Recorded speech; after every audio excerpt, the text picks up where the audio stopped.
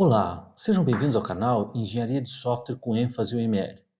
Eu sou o professor Julianes Guedes e eu já atuo na área de modelagem de software há vários anos. Eu tenho 4 livros publicados sobre o assunto e eu já ministrei diversas palestras e cursos técnicos sobre modelagem de software utilizando a linguagem ML. Na aula de hoje, eu vou concluir o tema sobre maus cheiros de código. Maus cheiros de código são características do software que identificam más práticas de programação. Programação pobre, programação mal estruturada, hã, codificação mal feita, que pode levar a dificuldades de manutenção ou ao surgimento de erros futuros. Então, na aula de hoje, nós vamos falar sobre bloqueadores de mudanças, dispensáveis e acopladores, que são as três características, as três categorias restantes dos maus cheiros de código. Então, vamos iniciar a nossa aula. Bom, como eu falei, essa vai ser a terceira e última aula sobre maus cheiros de código, e eu vou abordar as categorias bloqueadores de mudanças, dispensáveis e acopladores. Esse é um tema dentro da área maior de verificação e validação de software, que são esse tipo de problema, esse tipo de má prática, é uma das características que são buscadas por técnicas de inspeção de código. Se busca identificar para posterior remoção. Então, vamos começar falando sobre os bloqueadores de mudança ou, em seu termo em inglês, os change preventers. Na verdade, a tradução literal seria impedidores de mudança, mas bloqueadores de mudança é, é um termo mais correto, na minha opinião. Então, essa categoria de maus cheiros, ela identifica situações em que mudanças no código se tornam muito difíceis ou arriscadas, porque a estrutura escolhida ou a organização adotada na codificação ah, foi mal escolhida, mal estruturada, mal desenvolvida, mal feita. Ah, e assim, quando se quer fazer qualquer alteração ou mudança, qualquer mudança num trecho de código provavelmente vai implicar que outros trechos precisam ser alterados também. Isso torna muito mais complexa e cara a manutenção e evolução do código. É importante lembrar que manutenção e evolução de código é uma realidade. O software muito provavelmente sofrerá manutenções, sofrerá evoluções, por mais bem feito que ele tenha sido. Por melhor que a engenharia de requisitos tenha sido feita, por melhor projetado que o software tenha sido, por mais bem codificado que ele tenha sido, por mais bem testado que o software tenha sido, ele muito provavelmente sofrerá manutenções e evoluções. Por quê? Porque os softwares eles são voltados para ambientes dinâmicos que sofrem constantes mudanças. E como as empresas precisam se apoiar em software, no momento que elas querem ser competitivas e conseguir continuar atuantes no mercado, elas precisam que o software acompanhe esse dinamismo, essas mudanças. Então, o software irá sofrer manutenção, o software provavelmente terá muitas versões, então ele irá sofrer evoluções. Se um software não sofre manutenção, não sofre evoluções, é provável que ele esteja sendo muito pouco utilizado. Então, a manutenção é uma realidade, muitas vezes ela corresponde a uma parcela substancial do valor total de desenvolvimento de um software. Então, estruturar o código de tal forma que ele seja fácil de manter é uma alternativa, uma estratégia muito recomendada no momento em que se prevê que ele sofrerá mudanças. Bom, então esse tipo de maus cheiros pode caracterizar um problema grave no momento que se queira evoluir ou modificar o software. Hã, então, para que eu consiga manter ou evoluir um software, é necessário que o software ele seja flexível, o código, no caso, seja flexível e capaz de ser adaptado facilmente. Então, os maus cheiros da categoria de bloqueadores de mudança, eles são o oposto disso. Eles são o extremo oposto desse ideal. Eles prejudicam muito a manutenção e evolução de software. E na verdade, no momento que um software ele é difícil de manter, isso é uma das principais características que fazem com que o software ele se torne obsoleto. No momento que um software ele é difícil de manter, a possibilidade que ele venha a ser descartado é muito alta. Bom, então, a falar sobre características dos bloqueadores de mudanças. Ah, Nas situações em que esse tipo de mau cheiro ocorre, o código ele costuma ser tão rígido que quaisquer pequenas alterações exigem modificações em vários trechos do software. Isso acontece, por exemplo, quando uma classe tem muitas responsabilidades, quando ela viola o princípio da responsabilidade única, ou quando há forte acoplamento entre os componentes. Existe muita dependência entre os componentes. Exemplos comuns: classes com muitas responsabilidades. Uma classe, ela pode ter que, por exemplo, uma classe pode ter que gerenciar tanto a lógica de negócios quanto a lógica de apresentação. Então, isso normalmente é uma característica de um bloqueador de mudança. Ah, Porque se eu tiver que fazer alguma alteração em um trecho de código, isso provavelmente vai exigir que eu faça alterações em outros trechos. Além disso, isso também caracteriza uma arquitetura mal estruturada.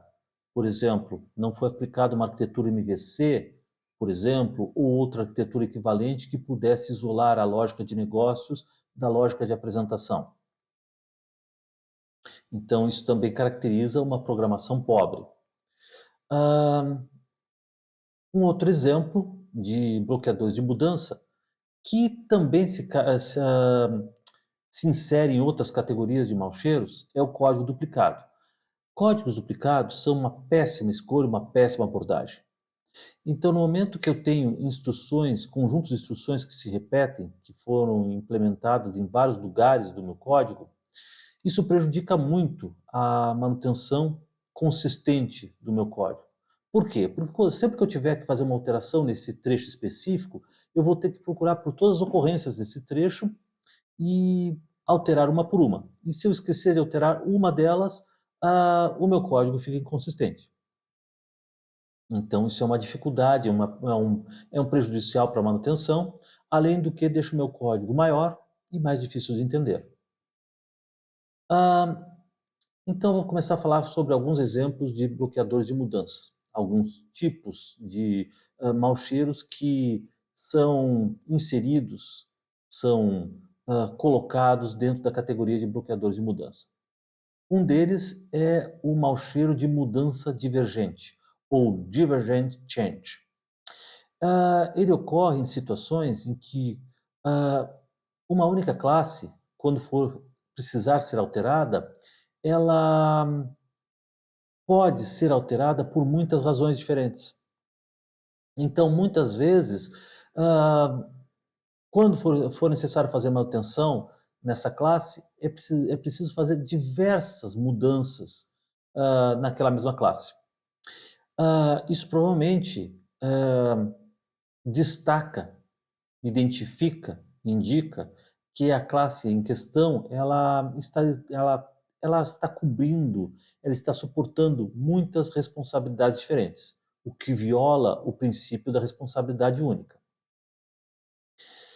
Bom, então razões para o problema. Então, isso ocorre muitas vezes devido à programação copiada ou à estrutura de programação pobre, incluindo possivelmente uma arquitetura mal projetada, mal codificada ou mesmo uma arquitetura de software inadequada para o problema. Às vezes, isso pode ter sido uma escolha de arquitetura, pode ter sido escolhida uma arquitetura difícil de manter para satisfazer um requisito não funcional de desempenho, em detrimento do requisito não funcional de manutenibilidade. pode ser uma possibilidade. E como se trata esse mau cheiro? Bom, podemos tratar por meio de refatoração. Então, classes com múltiplas de responsabilidades, elas devem ser divididas em várias classes, cada uma delas com responsabilidades únicas. Então, eu vou estar obedecendo ao princípio da responsabilidade única, ou Single Responsibility Principle. Eu também tenho que buscar por código duplicado e eliminar essas duplicações, ou pelo menos reduzir elas ao máximo possível. Eu devo tentar, por exemplo, concentrar a lógica comum em uma superclasse. Assim, eu vou reduzir o risco de possíveis inconsistências durante as manutenções.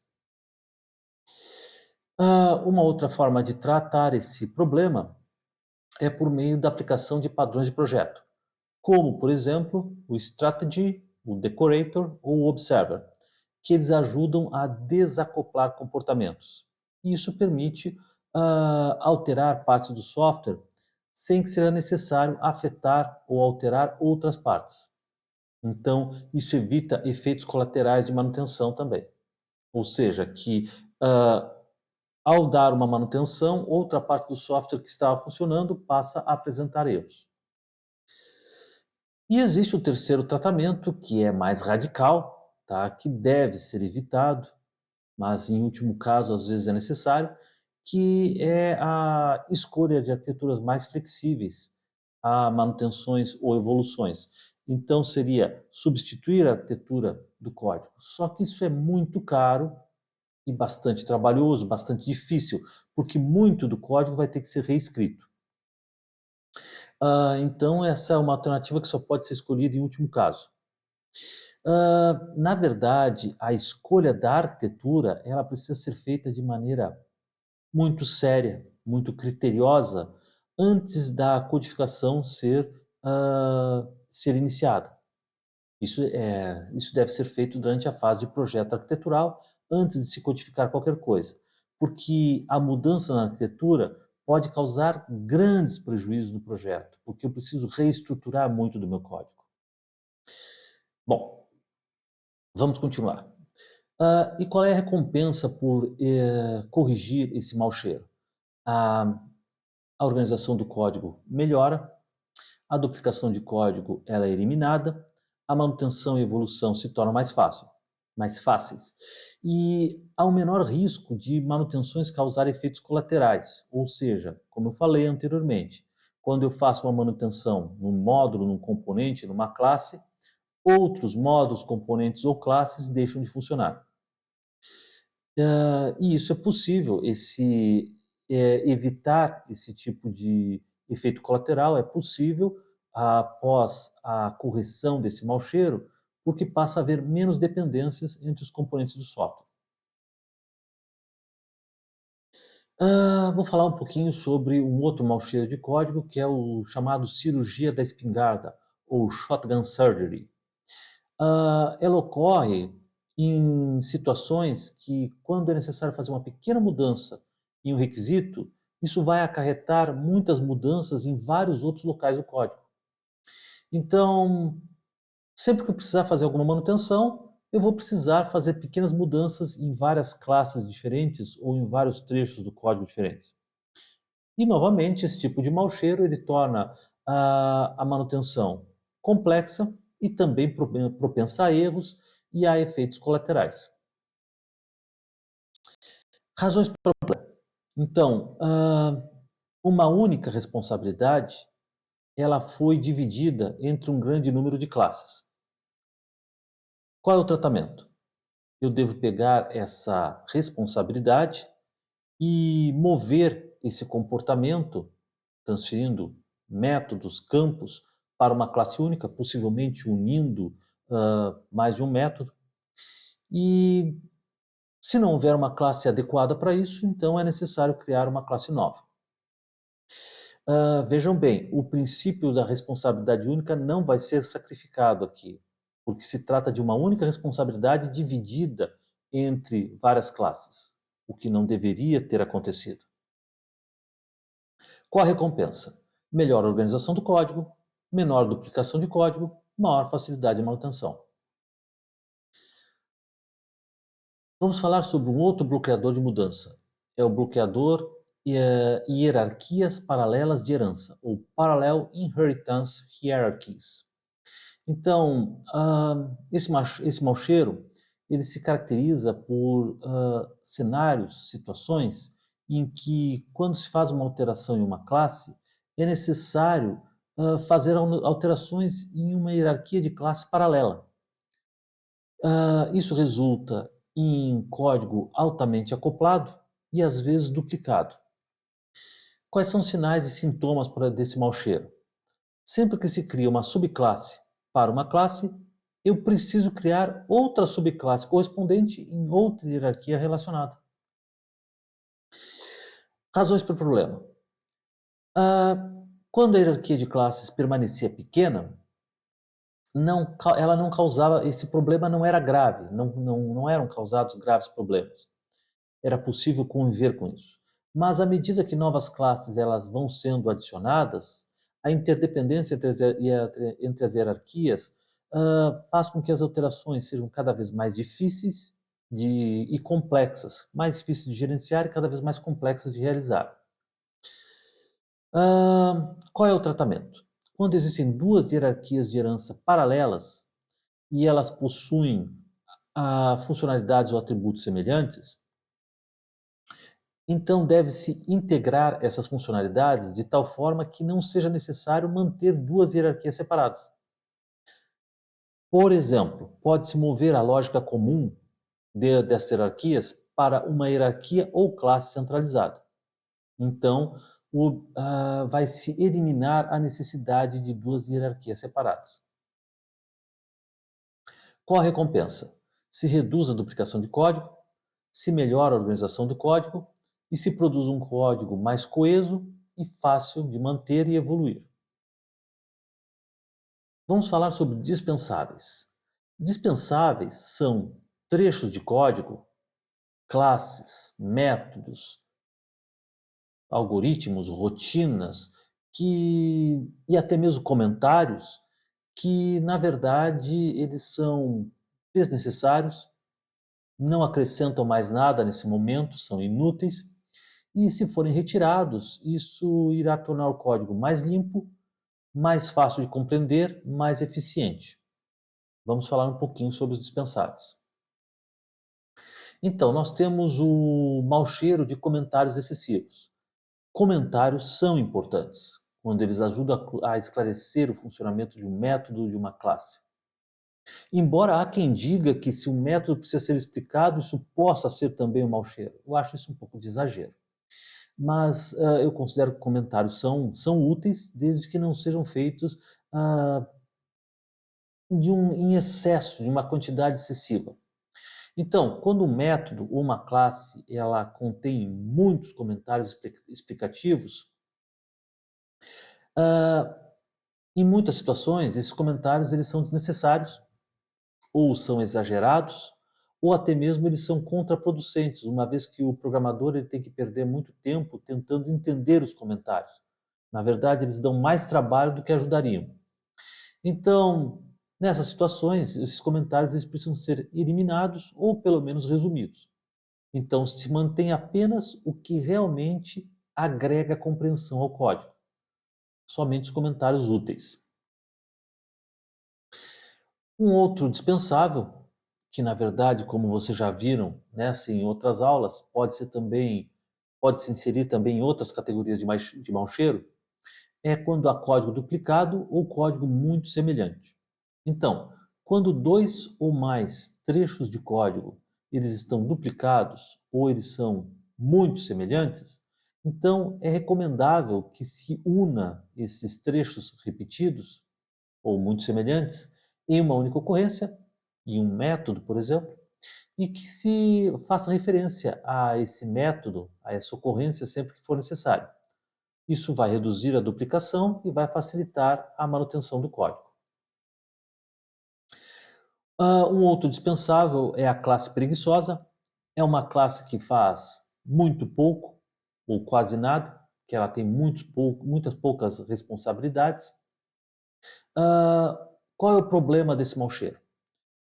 Bom, primeiramente, quando se precisa compreender e alterar uma classe, isso irá consumir tempo e recursos, vai exigir um esforço do programador. Então, cada classe ela precisa ter uma responsabilidade clara e significativa de forma a justificar a sua existência. Se a classe em questão ela tem uma responsabilidade muito limitada, ela é redundante, existem outras classes que fazem algo semelhante, ou ela poderia ser incorporada de maneira fácil a outra classe sem prejuízo à coesão, então essa classe ela precisa ser removida. Isso irá reduzir o custo de compreensão do código e, por conseguinte, de sua manutenção, e não irá comprometer o princípio da responsabilidade única. Ah, nós temos também o dispensável chamado código morto, que, como o nome já diz, se refere a variáveis, atributos, parâmetros, campos, métodos, classes que não estão mais sendo utilizados, deixaram de ser justificados, simplesmente não estão sendo mais usados, e não têm mais função no sistema, então eles devem ser eliminados, devem ser removidos. Um outro dispensável é a generalidade especulativa, que ocorre quando o desenvolvedor resolve fazer trabalho extra que ele acredita que vai ser útil no futuro, mas que muitas vezes não é. Na verdade, ele viola o princípio IAGNI, que basicamente é a abreviatura de You are not going to need it. Você não irá precisar disso. Então, um princípio ágil diz que só deve-se desenvolver o estritamente necessário no momento. Existe até uma recomendação que se deve evoluir a arte de não executar trabalho. Então, com o princípio ágil, só se desenvolve o que é realmente necessário para o momento. Se for necessário no futuro, se fazem mudanças, se desenvolve algo mais. Não se desenvolve nada além do necessário no momento. Então, generalidades especulativas devem ser removidas para que o código permaneça simples, enxuto, fácil de entender. E nós temos as classes de dados, que é um erro que ocorre muito frequentemente. Muita gente aplica classe de dados, por exemplo, na arquitetura MVC, de forma errada. Essas são as chamadas classes anêmicas. Basicamente, elas são classes que contêm apenas atributos e os métodos para acessá-los. Ou seja, basicamente ela vai conter somente getters e setters e nada da lógica do software. Então, essas classes elas são apenas containers de dados que vão ser utilizados por outras classes e não possuem qualquer outra funcionalidade. E não são capazes nem mesmo de operar de maneira independente sobre os seus próprios dados, sobre os seus próprios atributos. Então, esse tipo de classe, ela é conhecida como classe anêmica, ah, porque é uma classe muito fraca. Ela carece de coesão, ela indica muitas vezes que a lógica de negócio ela está dispersa entre outros trechos do software, em outras classes, e em muitos casos é muito recomendável que essa classe seja incorporada em classes que também contenham lógica a lógica relevante, a lógica necessária para manipular esses dados, manipular esses atributos. Isso irá aumentar a coesão e vai promover o encapsulamento. Ah, agora nós vamos falar sobre a última categoria, que é a de acopladores ou couplers. Ah, esse tipo de mau cheiro, os maus cheiros dessa categoria, eles se caracterizam por haver um acoplamento excessivo entre as classes. Isso torna o software rígido e difícil de manter. Elas também indicam situações em que o acoplamento ele foi substituído por delegações de forma excessiva. Isso cria dependências indiretas que aumentam a complexidade e dificultam a manutenção. Então, esse tipo de mau cheiro ele prejudica a modularidade e dificulta a reutilização e a interdependência entre classes. Então, vocês vão perceber que a maioria desses mau cheiros, inclusive das outras aulas, eles estão muito voltados para a questão de manutenção, para vocês perceberem a importância que a manutenção tem para a engenharia de software, para a evolução, para permitir a facilidade de evoluir o software. Porque isso, como eu falei, é uma realidade que muito provavelmente ocorrerá com os softwares que vocês desenvolverem. Então é importante estruturar o software de maneira que ele seja fácil de manter e evitar esse tipo de má prática de programação. Bom, então vamos falar sobre alguns tipos de acopladores. Então nós temos o mau cheiro inveja de recurso, o feature envy.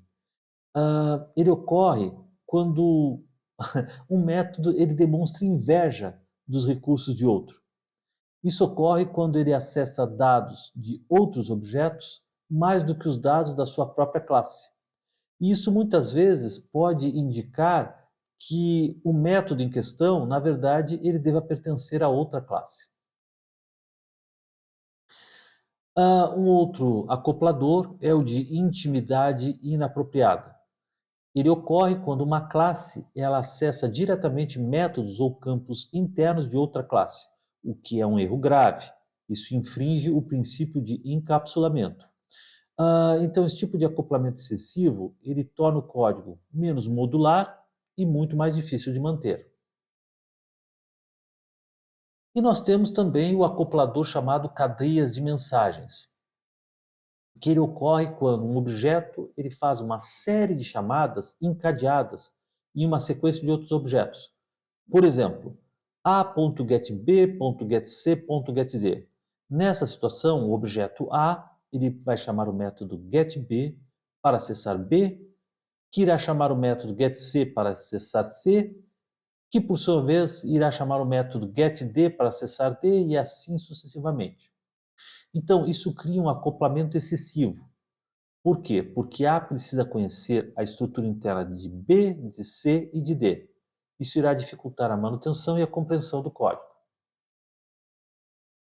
E nós temos ainda um outro acoplador, que é o homem no meio, man in the middle, uh, middleman, na verdade.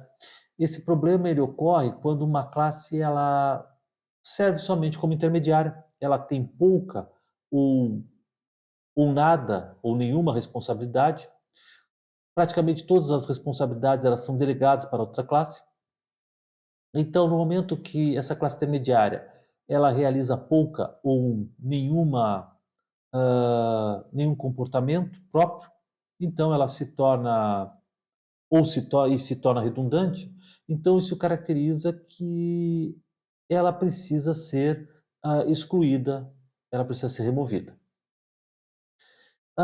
E é isso, nós concluímos esta aula sobre maus cheiros de código, essa última aula sobre maus cheiros de código. Eu espero que vocês tenham gostado dessa aula, espero que ela tenha sido útil.